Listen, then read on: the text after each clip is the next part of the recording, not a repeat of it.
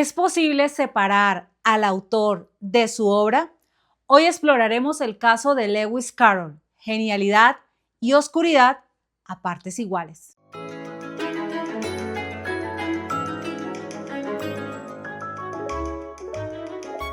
Un matemático destacable, un narrador y un poeta brillante.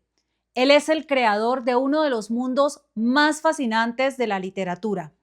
Y su historia está llena de contradicciones, tiene admiradores y detractores. Hoy exploraremos qué hay detrás del nombre de Lewis Carroll. Su verdadero nombre era Charles Ludwig Dawson. Nació en 1832, profesor de matemáticas en Oxford, apasionado por la lógica, los juegos de palabras y los acertijos. Su ingenio se veía obstaculizado en ocasiones por su tartamudeo, el cual se obligó a corregir tanto como el ser zurdo.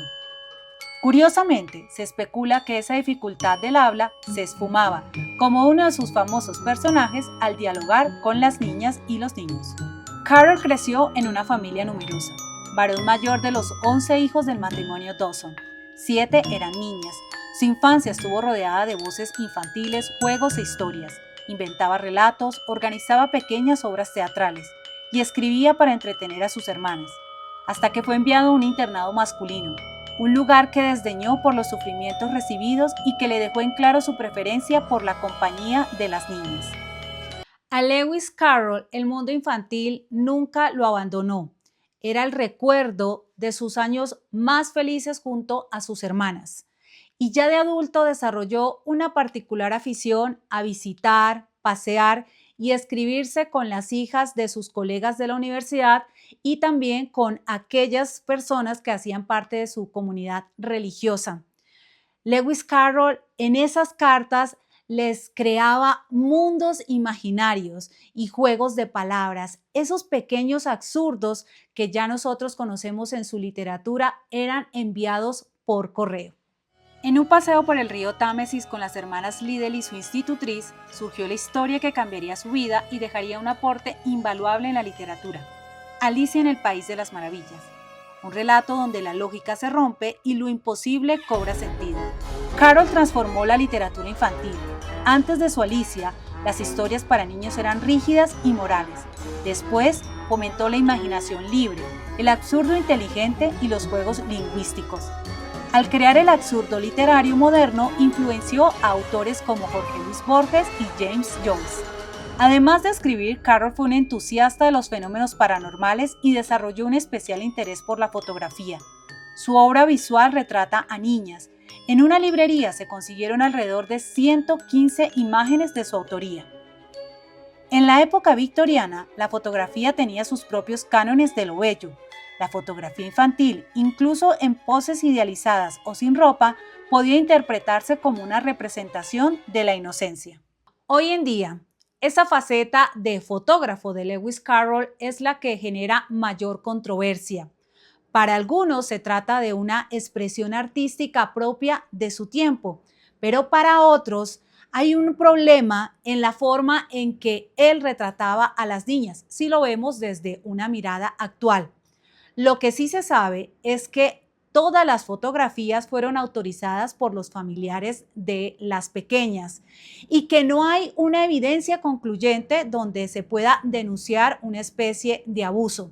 De hecho, Alice Liddell aseguró en un reportaje periodístico que siempre estuvieron acompañadas por su institutriz cuando eran visitadas por Lewis Carroll y que una vez que él las había entretenido con historias y haciéndoles dibujos y remarcando todo ese mundo disparatado de su imaginación, él las invitaba a que se dejaran fotografiar porque lo que le interesaba era capturar esa esencia del momento.